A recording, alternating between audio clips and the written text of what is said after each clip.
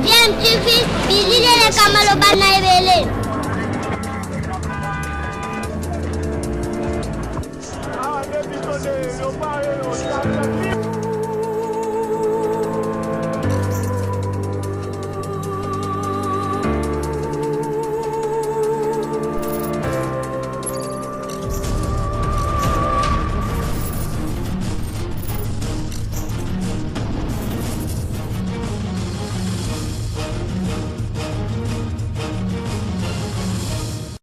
tu veux toujours un enfant. Balandi ya DMTV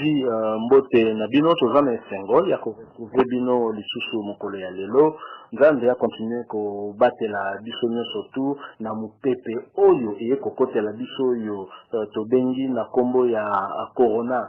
virus oyo lisusu bazali kozwa yango nanu à la légère mais maladie wana ezali vraiment sérieuse ici ekoti na mboka na biso tokomaki déjà na 7 cas oyo baza confirmé na ndenge ministère ya santé eyebaki na kopesa biso information. Alors na cadre kaka ya maladie wana président de la République Félix Tshisekedi ayebaki na kosolola na population epai wapi atalisaki na bakongolais nyonso tu en tout cas bamikano to mpe badécision oyo ezwi ye mpona kosunga toyebana komibatela afin que maladie wana ekoka kokomela biso te parce que kisi ya malonga to pe kisi ya solo mpona maladie wana ezali nanu komibatela koevite ke madame maladie wana ekoka kozwa yo parce que maladie wana ezali kosatake na système na biso ya respiration côté ya bapoumon kuna donc respiration kokoma yo pasi oyebi maladie ya pema soki ezwi moto ezalaka malamu mingi te wana ezalaka mpena pene ya liwa oza kokoka lisusu korespire te kopema te soki mpe pema ozokoka lisusu te komi kosenga ozala na assistance respiratoire biso toyebi na mboka na biso na Kinshasa déjà toyebi ke bahôpitaux mingi te ezali capable ya kopesa moto assistance respiratoire moto akokota na kati ya réanimation na baurgence capacité d'accueil ezali vraiment moke soki na mboka lokola Italie esika wapi bazali quand même mboka moko oyo bazali très avancé bakomi na difficulté makasi ya kokoka koyamba bato nyonso to bazali koya bahôpitaux etondi bakomi kotia bato ntina bakouloir ebongo na mboka na biso ezali maladi moko tokoki kolinga te koka kozwa ampleur awa na République démocratique du Congo esengeli na biso tokoka vraiment kotosa bamesure nyonso tu oyo baminganga baza koloba na biso et même na décision chef de l'État azwi mais po tolongwa un peu na mwa sérieux ya makambo ya coronavirus ndenge ezali kosalama ndenge ezali kobeta mais au-delà ya sérieux ya likambo yango au-delà ya risque nyonso ya likambo yango parmi bamesure oyo chef de l'État azwi ezali na mesure mosusu oyo bato bakoya peut-être kotia kate mais certains congolais bavandeli yango bazobeta se te na likambo yango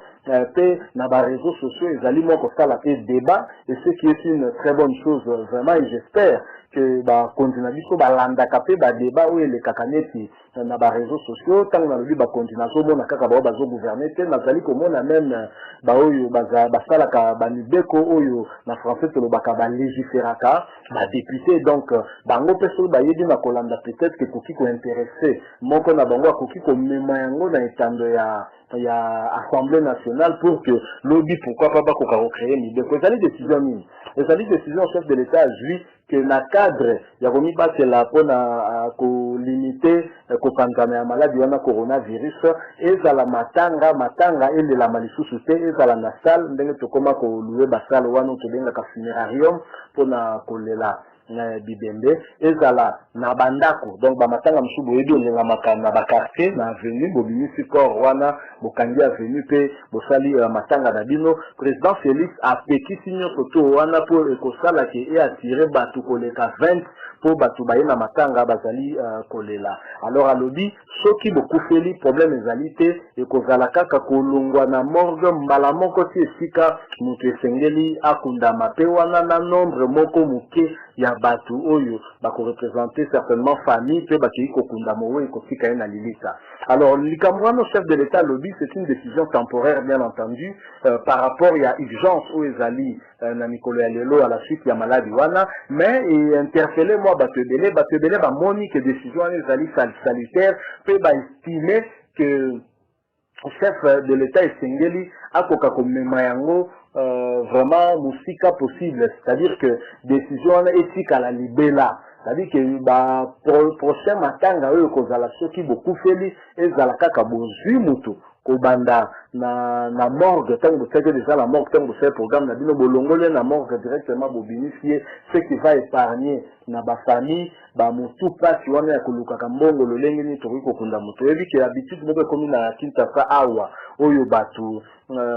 mutu akoki kozala za kobela mais batu bakomi pesa pena makasi te pour que baluka mbongo peut-être koki kosala kita mutu ba sauver ata santé ya mutu omona pe mutu akufi mais na tango mutu akufi batu bakomi na préoccupation ebele kako ezali lié na matanga. D'abord esengeli koluwe salle soki salle te koluwe espace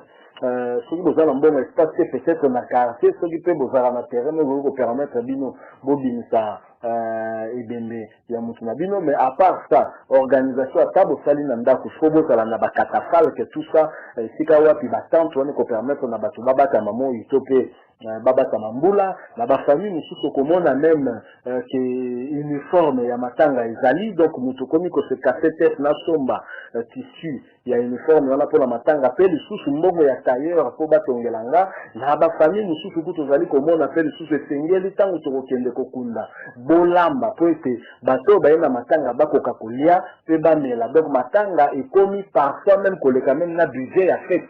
oyo ezali normal te ezali bahabitude moko ekomi kokomela biso na Kinshasa oyo toza kosala attention te mais ezali kopesa pasi parce que lelo kokufela même kokufela ezokoma luxe, c'est-à-dire que ntango yo okufeli ekomi ke pona kokunda mutu ekomi lisusu nde problème pona bato baza na bomoi, alors que mutu oyo akufi nyonso to bozali kosalela ye na ngonga oyo akufi akomona na ye mpe yango lisusu te. Yango bakongolais délai bamoni que mesure wana bien sûr ezwani na cadre ya maladie mais baestime que chef de l'état esengeli atika mesure wana libela pour que soki ndeko akufi tokei kaka na morgue tolongoli ye tomemi toke kokunda ye mbala moko ekolimite badepense peut-être so dépense ya kosala ezalaki peut-être que ndeko atikaki mwasi atikaki bana ekozala malamu kosunga libota na ye plutôt que kodepense mbongo mpona bato bazali vivant bazali komona alors que ye moko en réalité akobénéficie penza nango te etango mosusu le lendemain nango bana na ye bakolia te bakolala nzala. Donc voilà un peu pensée oyo bakongolais ebele bakanisi à la suite ya décision chef de l'état soki lobi. Mais nous pensons que ezali débat ezali lisolo oyo efungwami oyo esengeli na biso kolandela po toyeba soki ezali malamu to mabe tenant compte ya baréalité na biso tenant compte mpe ya bakoutume na biso tenant compte mpe ya badifficulté financière oyo ezali estce esengeli kokoba kaka bongo to mpe esengeli l'état akoka kos'impose de sorte que bato nyonso to bayebana koseconforme na mibeko oyo wana. Donc voilà tokutanaki mpe nango nde tokanisaki ke ezalaki sujet moko mpe intéressant oyo ekoki kosusciter peut-être débat et même l'Assemblée nationale pourquoi pas bakoka kopona bamibeko baloi oyo ekoki kovandisa mpe décision ya bongo soki majorité ya biso bakongolais bakanisi bongo. Donc ezali bato ndambo oyo bazali mpe kokanisa bongo misusu mpe certainement bakopense ke na niveau na biso proximité oyo tozalaka nango ya qui bondeko wana esengaka ke tolela pena matanga pe en famille, mais il faut dire qu'il faut reconnaître que commis vraiment pe moi exagéré makasi. Voilà et loko tongaki to partager na bino lelo. Donc tout kanisi ke bozalaki pe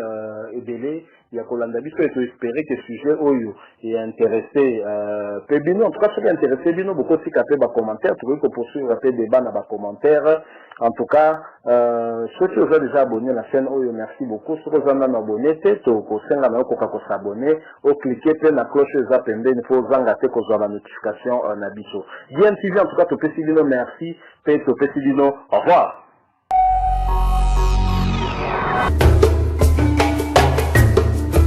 balobi narrative ezobeta masolo ya sika makambo sika na narrative vous s'abonner et belé vraiment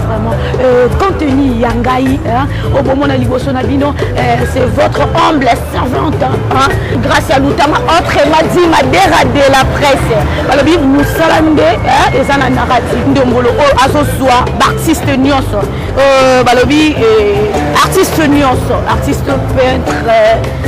musicien et comédien et oyo nyonso babengaki artiste en tout cas émission ndombolo ezawana pona bino et vous s'abonner vous kozala jamais déçu.